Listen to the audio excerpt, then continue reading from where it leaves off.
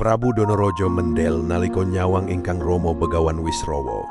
Praopane ingkang Rama ngatonake tandha katresnan marang anak kang angluwihi. Lan Begawan Wisrawa tansah mituruti apa kang dadi panjaluke si anak. Katitik Begawan Wisrawa rawuh marang Lokapolo amarga ngawuningani menawa putrane lagi nanhang asmara.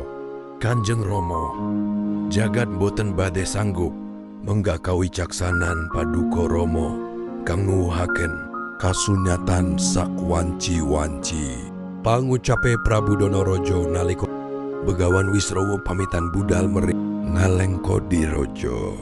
Prabu Donorojo kajo siniram tirta weninge rembulan, kaya-kaya paring sasmita marang pelataraning kraton Lokapolo. Wit pring pating jaretot anggesek koncara wangisi kinasihan kaya amen cepi tindake. Begawan Wisrawa sineksen konang kang pating. Barlean tiba soko, anakku, bagene sira katon suntru cahyamu, Kamangka sunarewus mbranang bakal ilang. Dumadakan ono swara kang alus gawe kagete Prabu Donorojo. Mulat Prabu Donorojo, prayata ibune kang ngadek ono pangarepane kang sesilih Dewi Lokawati. Dewi Lokawati kang katon sumilak rikma ubane awarna putih. Kanjeng Ibu, kalila nono ingkang putra angentosi Kanjeng Rama kang kekasih Dewi Sukesi. Pangucape Prabu Danaraja, putraku nger, angen-angenmu bakal dadi kasunyatan.